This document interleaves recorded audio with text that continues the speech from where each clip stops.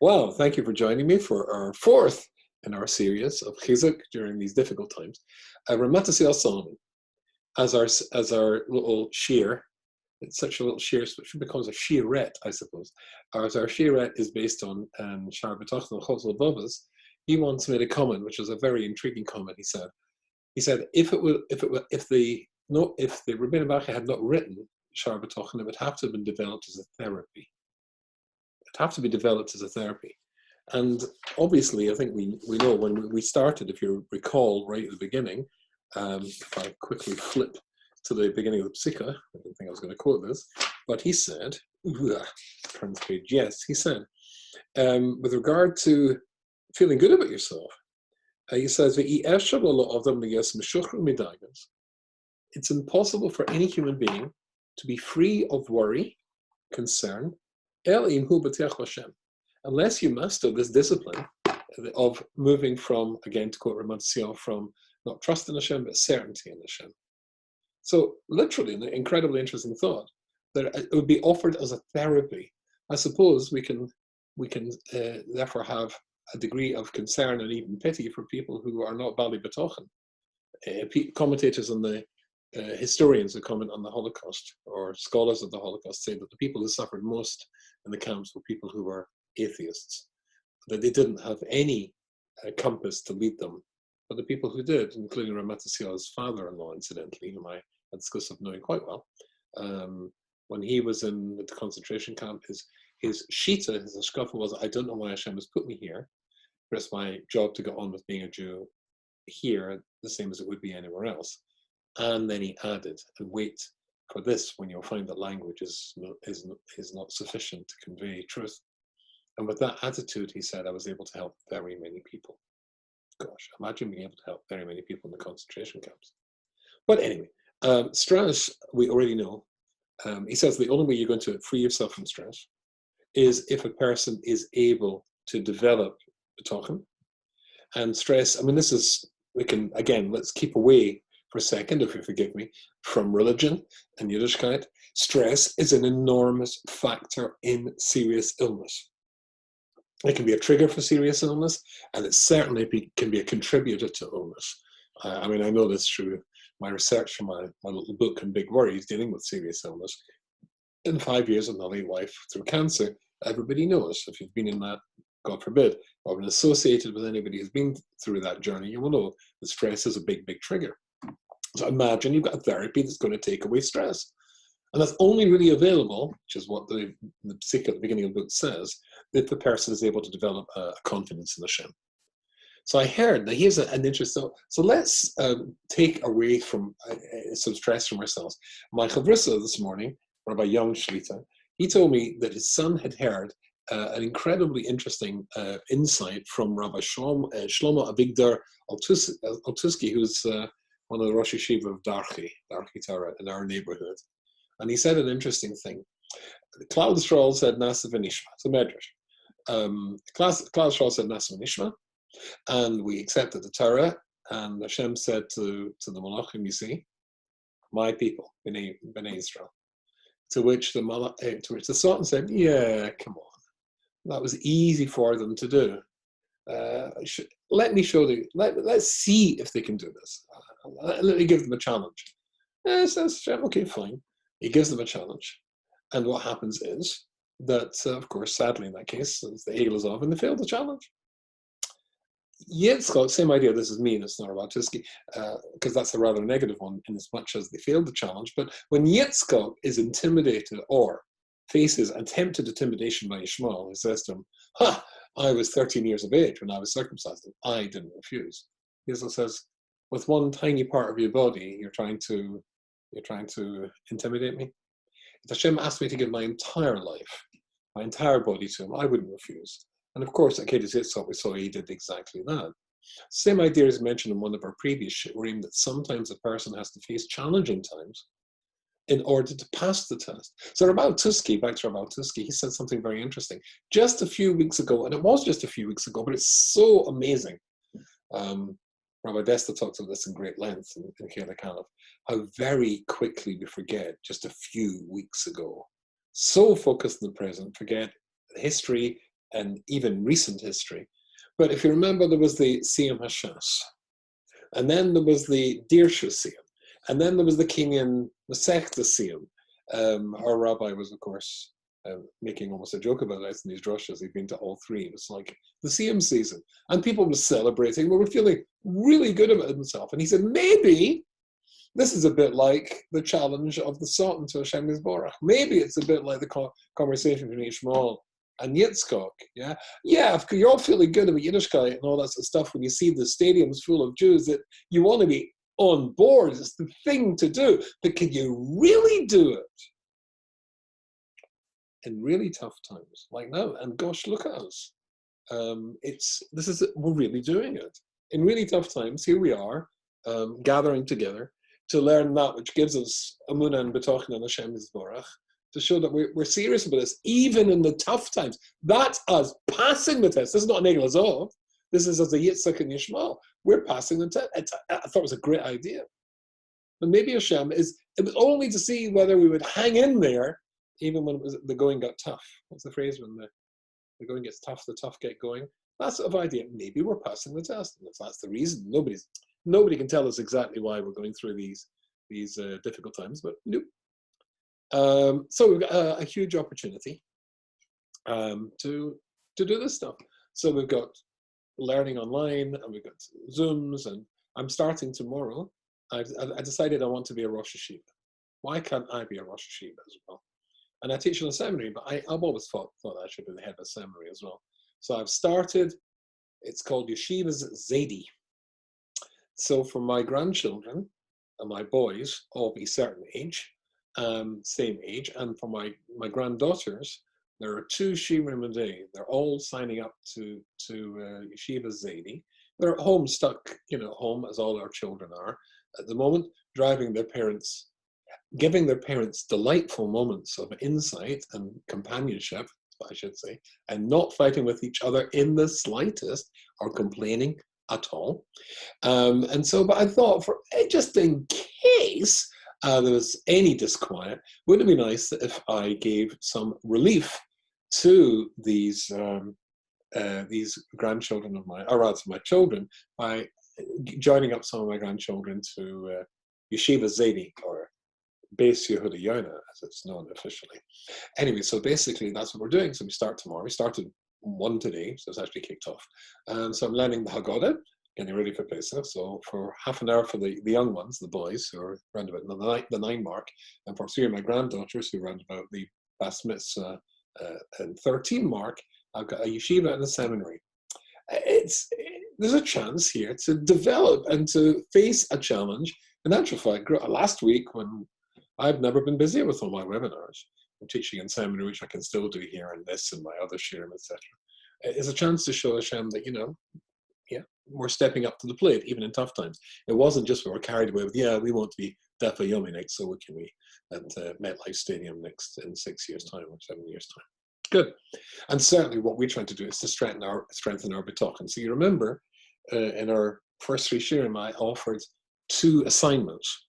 The assignment number 1 was to think of all the miracles that Hashem has done in your life. Have you done that? The second assignment was, I give you another assignment as well, and now that we're facing these difficult times, it seems to be a message from Hashem, and we don't have any Nevi'im to tell us specifically and precisely what the message is, but whatever you feel, you personally, you could be improving, that's what the message really is. So that was the other assignment. Have you made a list of what you've changed? Or if you've not, at the time, had you not changed, have you taken something on to show Hashem that you're willing to change? That was 2 assignments. So let's take this a stage further.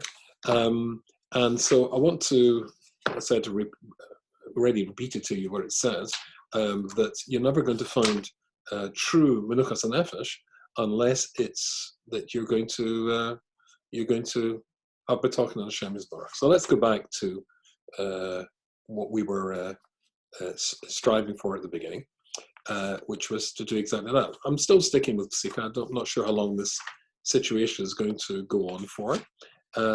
But he says, let me repeat that to you, just remind us. It's impossible for us And again, think of romanticized therapy. And therefore, who wouldn't want to embrace this? If you can actually get to a stage of certainty, and that's going to get rid of all your fear. And let's remember one of the previous sharing, fear can make a person liable to the worst consequences, twice the rate of the disease itself. And so unless you've got to the stage of that, then you're not going to be free at all from threat. So it'd be a great thing to be able to get to. Fantastic. Shin Tes Zion in the Lev Tov edition, at least I hope it's Shif Tes Zion, that's written here, Shif Tes, one I read before, he tells a story. I'll make sure I've got the same page. He tells a story about somebody who was a Porish. And this fellow, he used a Porish means somebody who was trying to work on himself and elevate himself, and he was a businessman. So he went overseas to, I don't know, Greece or something, to Athens, and he's seeking business, and he bumps into this non-Jewish person who's a Vaidazornik. So they get into a theological discussion.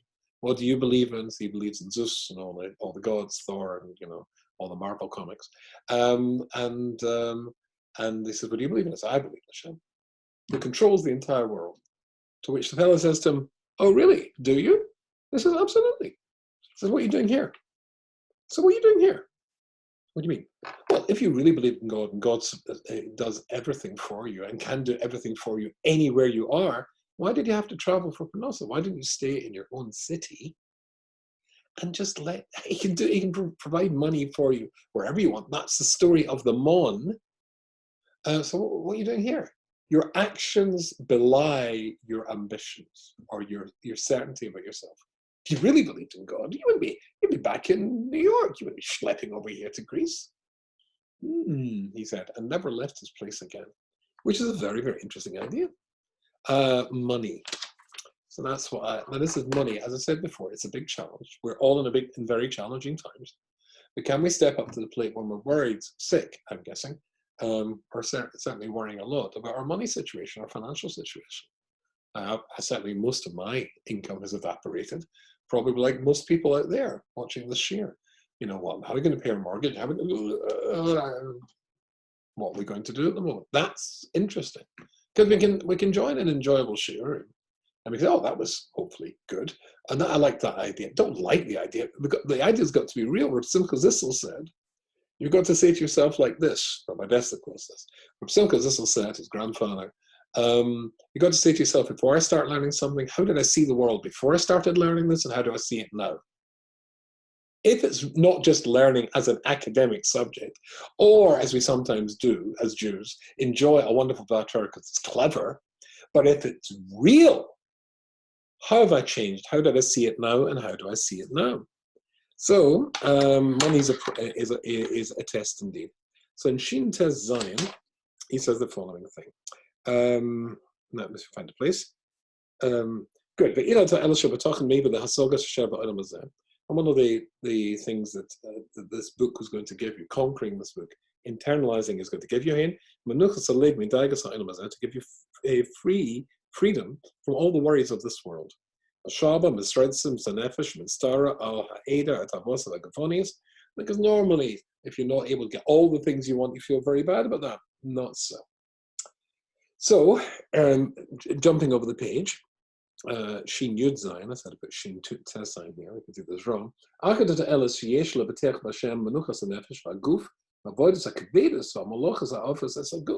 after he tells the story about the fellow who decided he didn't have to fly all over the world to give shiurim, speaking of somebody who does that, or rather to get his parnosa, that sort of like points the finger at me. Then another thing is you don't have to take on a job which is very arduous. I mean, which is physically going to be challenging for you. And indeed, travel is a very challenging thing. Let me read what he says in Shid Yud Zayin.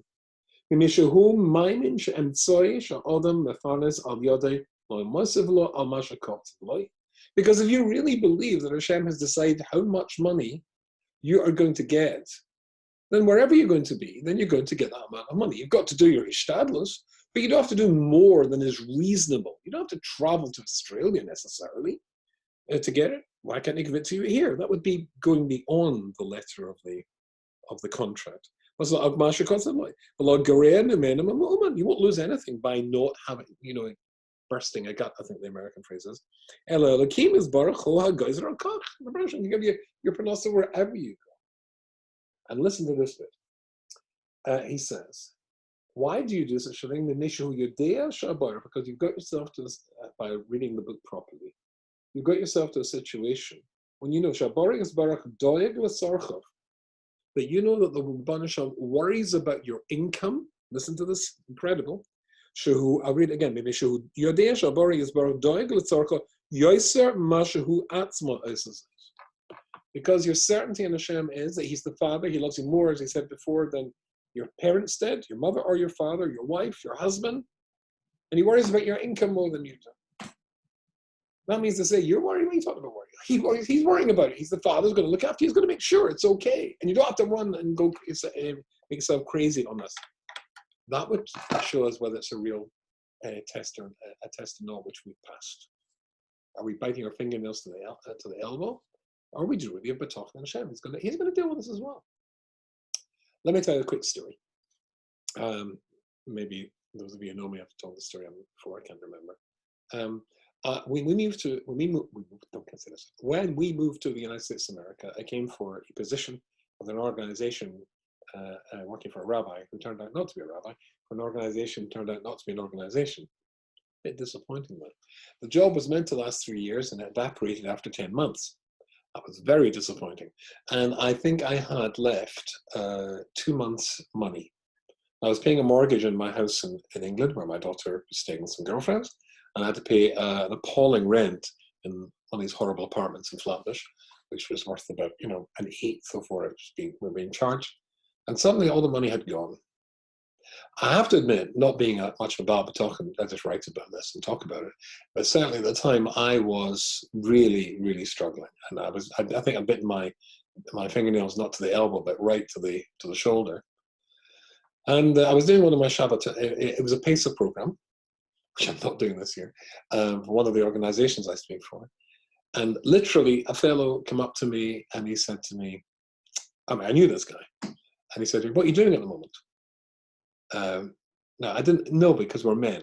We men don't like to admit that we're in trouble. So I said, well, this and that. True answer, 0. He said, would you be interested in a job in my bank? This fellow owns a bank. Nice. Would you be interested in a job in my bank? And now this is a very strange thing for him to say, because if you knew anything about me at all, you would know that I don't understand money. I'm quite scared. I think I'm a money phobe. I get my wife to open the bills. I think she's a money phobe as well, actually. But anyway, I'm totally terrified.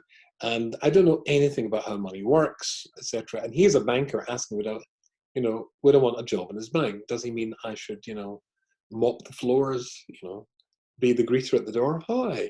I mean, because that's about, I think, the scope of my abilities when it comes to working in a bank. And it turned out that he was looking, his company, his bank, had invested in some Israeli technology. They wanted to get the Israeli technology, I think I can say at this stage, into Scotland. And he needed, therefore, somebody who could become a lobbyist with the British government, and particularly the Scottish government, to get them to change legislation which was causing a problem to bring this technology to the UK. So he needed somebody who was media friendly, and in those days, just after I moved here, I used to have you probably know my own, I was a regular on national BBC radio and TV. I was on at least once or twice a week, had my own shows, was well known. So they needed somebody who was media friendly, somebody who had connections, somebody who had a connection with Scotland. And you can see on YouTube me addressing the Scottish Parliament a few years ago, etc., etc. In fact, if you were writing the job description, you could just have said, we need Y.Y. Rubinstein. No, it was, it had to be somebody Jewish and somebody he could relate to, blah, blah. You couldn't literally have produced a job description that only one human being on the planet could fulfill. Me. So was I interested in this? And I'll think about this.